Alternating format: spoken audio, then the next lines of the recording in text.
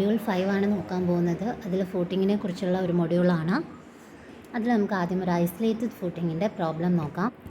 Design A square footing of uniform thickness for an axially loaded column of 450 × 450 mm size. The safe bearing capacity of soil 190 kN per meter square. Load on column is 850 kN. Use M20 and FE 415 steel. ഒരു square footing ആണ് design ചെയ്യാൻ പറഞ്ഞേക്കുന്നത്. Uniform thickness എന്ന് പറഞ്ഞിട്ടുണ്ട്. Axially ആണ് load apply ചെയ്യുന്നത്. കോളത്തിൻ്റെ സൈസും തന്നിട്ടുണ്ട്. അതുപോലെ തന്നെ safe bearing capacity 190 kN per meter square എന്ന് ക്വസ്റ്റ്യനിൽ തന്നെ മെൻഷൻ ചെയ്യുന്നുണ്ട്. ലോഡിൽ ആക്ട് ചെയ്യുന്ന ലോഡ് തന്നിട്ടുണ്ട്. FCK തന്നിട്ടുണ്ട്, FI തന്നിട്ടുണ്ട്. First of all given date എഴുതി. ഓക്കെ, ഗിവൺ ഡേറ്റ് എഴുതിയതിനു ശേഷം നമുക്ക് തന്നേക്കുന്ന രീതിയിൽ ഫിഗർ വരയ്ക്കാൻ നോക്കാം. ആദ്യം പ്ലാനാണ് വരയ്ക്കുന്നത്.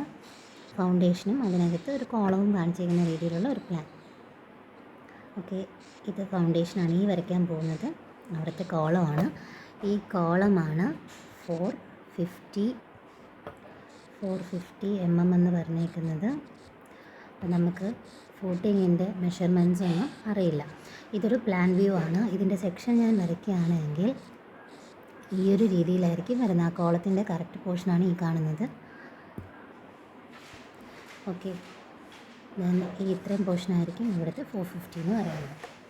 ഇത് നമ്മൾ കണ്ടുപിടിച്ചിട്ടില്ല. ഈ രീതിയിലായിരിക്കും ഫിഗർ വരുന്നത്.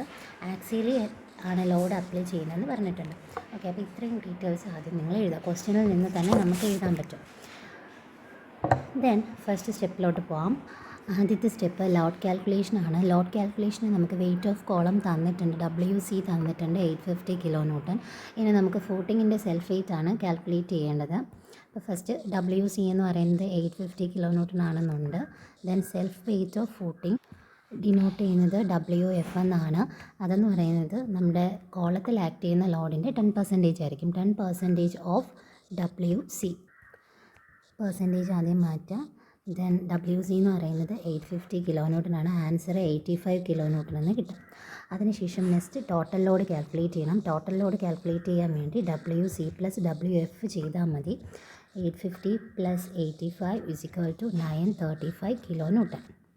ഇനി അടുത്ത സ്റ്റെപ്പിലോട്ട് പോകാം. സ്റ്റെപ്പ് 2 എന്ന് പറയുന്നത് സൈസ് ഓഫ് ഫൂട്ടിംഗ് ആണ്. ഫൂട്ടിങ്ങിൻ്റെ സൈസ് കാൽക്കുലേറ്റ് ചെയ്യണം.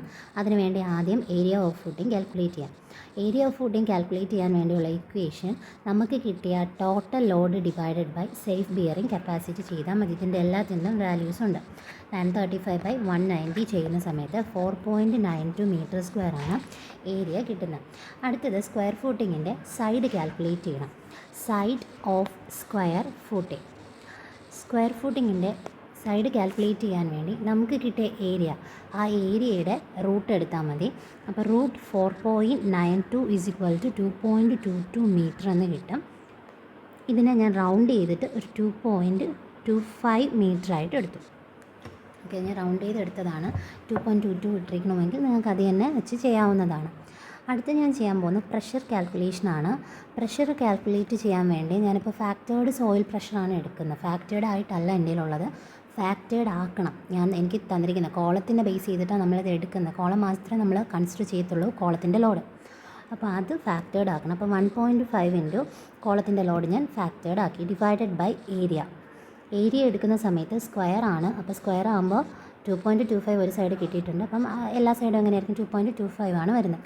അപ്പോൾ 1.5 ഇൻറ്റു 850 ബൈ ഏരിയ എടുക്കുമ്പോൾ ഈ പറയുന്ന 2.25 into 2.25 answer 251.85 kN per meter square എന്ന് കിട്ടും.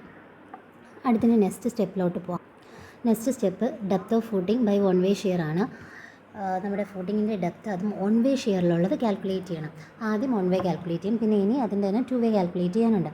അപ്പോൾ ഇത് ചെയ്യുന്ന സമയത്ത് ആദ്യം നമ്മൾ shear force due to factored soil pressure, അതും ക്രിട്ടിക്കൽ സെക്ഷനിലുള്ളത് കാൽക്കുലേറ്റ് ചെയ്യണം. ക്രിട്ടിക്കൽ സെക്ഷനിലുള്ളത് അത് 1 വേ ഷെയർ കാൽക്കുലേറ്റ് ചെയ്യുമ്പോൾ നമുക്ക് ഈ പറയുന്ന ഷെയ്ഡഡ് റീജിയൻ, ഈ ഒരു പോർഷനാണ്, ഈ ഒരു പിങ്ക് കളറിൽ കാണിച്ചിരിക്കുന്ന പോർഷനാണ് 1 വേ ഷെയർ ആയിട്ടുള്ളത്. അപ്പോൾ ആ 1 വേ ഷെയറും നമ്മുടെ കോളം തമ്മിലുള്ള ഡിസ്റ്റൻസ് ആണ് D എന്ന് പറയുന്നത്. നമ്മൾ ഫൂട്ടിങ്ങിൻ്റെ ലെങ്ത് നേരത്തെ കണ്ടുപിടിച്ചു 2.25. ഓക്കെ, ജസ്റ്റ് ഫിഗർ വരയ്ക്കുക. ഇനി നമുക്ക് കാൽക്കുലേറ്റ് ചെയ്യാനുള്ളത് ഈ പറഞ്ഞിരിക്കുന്ന ഷെയ്ഡഡ് റീജിയൻ, ആ ഒരു പോർഷൻ ബേസ് ചെയ്തിട്ടുള്ളതാണ് ഷിയർ ഫോഴ്സ് കാൽക്കുലേറ്റ് ചെയ്യേണ്ടത്. അപ്പോൾ shear force due to factored soil pressure at critical section VU1 എന്നാണ് ഡിനോട്ട് ചെയ്യുന്നത്. VU1 കാൽക്കുലേറ്റ് ചെയ്യുന്ന അവിടുത്തെ soil pressure plus area of shaded region calculate ചെയ്താൽ മതി. അപ്പോൾ സോയിൽ പ്രഷർ തന്നിട്ടുണ്ട്. ഏരിയ ഓഫ് ഷെയ്ഡഡ് റീജിയൻ എങ്ങനെയാണ് കാൽക്കുലേറ്റ് ചെയ്യുന്നതെന്ന് നോക്കാം. ഓക്കെ, സോയിൽ പ്രഷർ നമ്മൾ തൊട്ട് മുന്നേ കാൽക്കുലേറ്റ് ചെയ്ത് വെച്ചിട്ടുണ്ട്. 251.85. ദെൻ 2.25 എന്ന് പറയുന്നത് അതിൻ്റെ സൈഡ് ഡിസ്റ്റൻസ് ആണ്. അത് നമ്മൾ ഏരിയ കാൽക്കുലേറ്റ് ചെയ്യുമ്പോൾ L ഇൻറ്റു ബി എന്നുള്ള രീതിക്കാണ് കാൽക്കുലേറ്റ് ചെയ്യുന്നത്. എല്ലാണ് 2.25 ഞാൻ എടുത്തേക്കുന്നത്. Okay, L or B.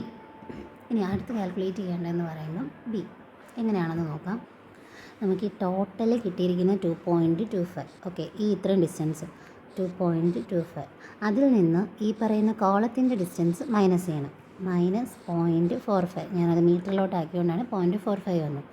ഇനി അത് ചെയ്യുന്ന സമയത്ത് ഒരു സൈഡിലുള്ള മാത്രമേ കിട്ടൂ. അപ്പോൾ ഈ രണ്ട് സൈഡിലുള്ളതും കിട്ടണമെങ്കിൽ ഡിവൈഡഡ് ബൈ 2 ചെയ്യണം. ദെൻ ഈ ഉള്ള ഡിസ്റ്റൻസ് കൂടെ മൈനസ് ചെയ്യണം. മൈനസ് ചെയ്താലേ നമുക്ക് ഈ ഷെയ്ഡഡ് റീജിയണിൻ്റെ കിട്ടത്തുള്ളൂ ബ്രെഡ്ത്ത്. ഓക്കെ, അപ്പോൾ ലെങ്ത് ഓൾറെഡി നമുക്കറിയാം എങ്ങനെയാണ് 2.25 ആണ്. പക്ഷേ ബ്രെഡ്ത്ത് കിട്ടണമെങ്കിൽ ഫസ്റ്റ് ഈ ഇരിക്കുന്ന ലെങ്തിൻ്റെ 2.25 നിന്ന് ഈ പറയുന്ന 0.45 കുറയ്ക്കുക. അതും രണ്ട് സൈഡിലുള്ള ഡിസ്റ്റൻസ് ഡിഡക്റ്റ് ആവണമെങ്കിൽ ബൈ 2 കൊടുക്കുക. ദെൻ ഈ പറയുന്ന ഡി ഡിസ്റ്റൻസും മൈനസ് ചെയ്യുക. ആ സമയത്ത് നമുക്ക് ബ്രെഡ്ത്ത് കിട്ടും. ഓക്കെ, അപ്പോൾ ഇനി ഇത് സോൾവ് ചെയ്താൽ മതി. സോൾവ് ചെയ്യുന്ന സമയത്ത് VU1 എന്ന് പറയുന്നത് 566.66 ഇൻറ്റു 0.9 മൈനസ് ഡി എന്ന് കിട്ടും. VU1 നമുക്ക് കിട്ടി. അടുത്ത് നമുക്ക് ക്വസ്റ്റ്യൻ അതുകൊണ്ട് തന്നെ നമ്മൾ ഒരു പെർസെൻറ്റേജ് അസ്യൂം ചെയ്യുന്നുണ്ട്. നോർമലി നമ്മൾ കൊടുക്കുന്നത് 0.25% ഓഫ് സ്റ്റീലാണ്. ഈ 0.25% ഓഫ് സ്റ്റീലിൻ്റെ ആ ഒരു വാല്യൂ ബേസ് ചെയ്തിട്ട് നമ്മൾ ടോസി കാൽക്കുലേറ്റ് ചെയ്യണം. ടോസി കാൽക്കുലേറ്റ് ചെയ്യാൻ വേണ്ടി നമ്മൾ ടേബിൾ 19 എടുക്കുക. ടേബിൾ 90ൽ നമ്മുടെ FCKയുടെ വാല്യൂ കൂടെ വച്ചിട്ടാണ് നമ്മളത് എടുക്കുന്നത്. ഇതാണ് ടേബിൾ 19 ടേബിൾ എന്ന് പറയുന്നത്. ഇതിൽ നമുക്ക് കിട്ടിയ പെർസെൻറ്റേജ് ഓഫ് സ്റ്റീല് 0.25 ബേസ് ചെയ്തിട്ട് M20ൽ വരുന്ന വാല്യൂ വേണം നമ്മൾ എടുക്കാൻ. ഓക്കെ, അപ്പോൾ M20ൽ 0.25 വരുന്ന വാല്യൂ എടുക്കുക. അപ്പോൾ നമുക്ക് ടോസി എന്ന് പറയുന്നത് 0.36 എന്നാണ് കിട്ടുന്നത്. അപ്പോൾ നമുക്ക് കിട്ടിയ value tau c is equal to 0.36. Okay, അപ്പോൾ നമുക്ക് ടോസി നോക്കാം. Tau c is equal to 0.36 Newton/mm². ഇനി നമ്മൾ കണ്ടുപിടിക്കേണ്ടത് shear force resisted by the section. നമ്മൾ VC1 എന്നാണ് നൊട്ടേറ്റ് ചെയ്യുന്നത്. അപ്പോൾ VC1 കാൽക്കുലേറ്റ് ചെയ്യാൻ വേണ്ടി ടോസി ഇൻറ്റു ഏരിയ കാൽക്കുലേറ്റ് ചെയ്താൽ മതി. ടോസി നമ്മൾ കണ്ടുപിടിച്ച് വച്ചിട്ട്. ഓക്കെ, അപ്പോൾ ടോസി എന്ന് പറഞ്ഞാൽ 0.36 എന്ന് നമ്മൾ കണ്ടുപിടിച്ച് വച്ചിട്ടുണ്ട്. ഇനി ഇതിന് 36 Newton/mm²ലാണ്. നമ്മൾ മീറ്ററിലോട്ട് ആക്കാൻ വേണ്ടി ഞാൻ എന്ത് ചെയ്തു, മീറ്ററിലോട്ട് ആക്കാനെന്നല്ല, യൂണിറ്റ് കൺവേർട്ട് ചെയ്യാൻ വേണ്ടിയിട്ടാണ് ഞാൻ ആ പറയുന്ന 10,000 ഇൻറ്റു ചെയ്തത്. ദെൻ ബാക്കി വരുന്നത് ആഡ് ചെയ്തിട്ടുണ്ട്. ബാക്കി വരുന്നതെന്ന് പറയുമ്പം L ഇൻറ്റു ഡി എന്നുള്ള രീതിയിൽ അല്ലെങ്കിൽ B ഇൻറ്റു ഡി എന്ന് പറഞ്ഞുള്ള രീതിയിൽ എടുത്താൽ മതി. 2.25 ഫൂട്ടിങ്ങിൻ്റെ ബ്രെഡ്ത്തായിട്ട് എടുക്കുക. Then depth. ഓക്കെ, അപ്പോൾ ഇങ്ങനെ ചെയ്യുന്ന സമയത്ത് നമുക്കിതിൻ്റെ ആൻസർ ഒരു 8 ടൺ ഡി എന്ന് കിട്ടും. 8 ടൺ ഡി. അപ്പോൾ ഇനി നമുക്ക് നേരത്തെ കണ്ടുപിടിച്ച VU1 is equal to VC1 ആയിട്ട് എടുക്കാം. രണ്ടും ഈക്വൽ ആയിട്ട് എടുത്തിട്ട് രണ്ടിലും കിട്ടിയ ഇക്വേഷൻസ് തമ്മിൽ ഈക്വേറ്റ് ചെയ്യാം. നമുക്ക് ആദ്യം VU1 കിട്ടിയത് 566.66.9 മൈനസ് ഡി. VC1 എന്ന് പറയുന്നത് 8 ടൺ ഡി ആണ് വരുന്നത്. ഓക്കെ, അപ്പോൾ ഇത് ചെയ്യുന്ന സമയത്ത് സിംപ്ലിഫൈ ചെയ്യുമ്പം 509.994 minus 566.66 D is equal to 8 ton D എന്ന് കിട്ടും. ബ്രാക്കറ്റ് ഓപ്പൺ ചെയ്തതാണ്. ദെൻ ഫൈനൽ ആൻസർ ഡി എന്ന് പറയുന്നത് 370.45 mm എന്നാണ് കിട്ടുന്നത്. ഇനി അടുത്ത സ്റ്റെപ്സിലോട്ട് പോകാം. ഇത്രയാകുമ്പോൾ ഡെപ്ത് നമുക്ക് കിട്ടിക്കഴിഞ്ഞു. അടുത്ത സ്റ്റെപ്പ് നമ്പർ 4 ആണ്. Depth of footing by 2 way shear. നമ്മളിപ്പോൾ പറഞ്ഞത് 1 വേ ഷിയർ ആണ്. അടുത്ത് പറയാൻ പോകുന്നത് 2 വേ ഷിയർ ആണ്. അപ്പോൾ ഇനി 2 വേ ഷിയർ എങ്ങനെയാണെന്ന് നോക്കാം. 2 വേ ഷിയർ എന്ന് പറഞ്ഞാൽ ആദ്യം നമ്മൾ കണ്ടുപിടിക്കേണ്ടത് പെരിമീറ്റർ കാൽക്കുലേറ്റ് ചെയ്യുക. Perimeter of critical section. ഇനി ഈ പെരിമീറ്റർ കാൽക്കുലേറ്റ് ചെയ്യണം. അപ്പോൾ കാൽക്കുലേറ്റ് ചെയ്യണമെങ്കിൽ നമുക്കിതെങ്ങനെ ഫിഗർ വരുന്നതെന്ന് അറിയണം. ഇതാണ് ഫൂട്ടിംഗ് ആയിട്ട് എടുത്തിരിക്കുന്നത്. ഇതിൻ്റെ അകത്ത് കോളം ഉണ്ട്. അപ്പോൾ ഫൂട്ടിംഗ് ആയി, കോളമായി. ഓക്കെ, ഇനി ഇതിൽ D/2 ഡിസ്റ്റൻസ് മാറിയിട്ടാണ് നമ്മൾ ബാക്കിയുള്ള പോർഷൻ എടുത്തേക്കുന്നത്. ഈ ബാക്കിയുള്ള പോർഷൻ എന്ന് പറയുമ്പോൾ ഷെയ്ഡഡ് റീജിയൻ വരുന്നത് ഈ ഒരു ഫോമിലാണ്. ഷെയ്ഡഡ് റീജിയൻ ഇത്രയും പോർഷനാണ് ഷെയ്ഡഡ് ആയിട്ട് വരുന്നത്.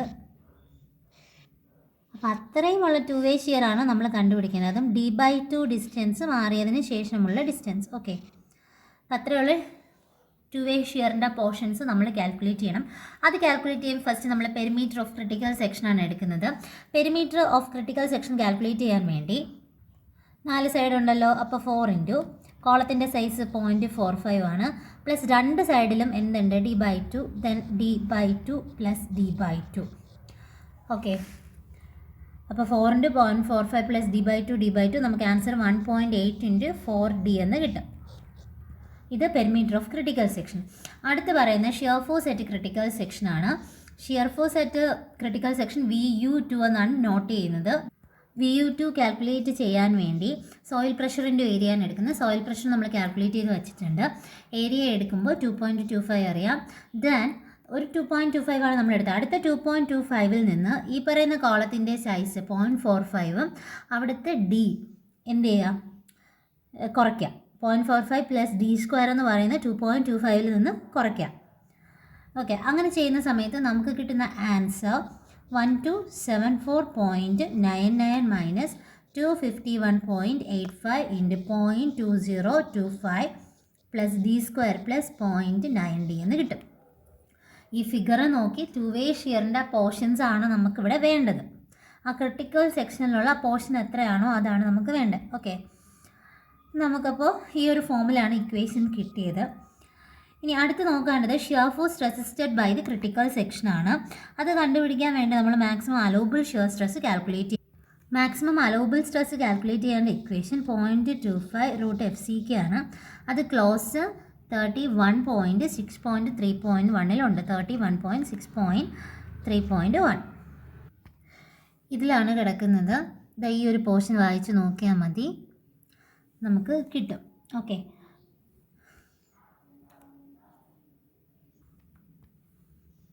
ഈ ഒരു സെക്ഷൻ കൂടെ നോക്കാം, അതിൻ്റെ കണ്ടിന്യൂഷനാണ്. അപ്പോൾ നമുക്ക് ആവശ്യമുള്ള ഇക്വേഷൻ എല്ലാം പേജ് നമ്പർ 59 ഉണ്ട്.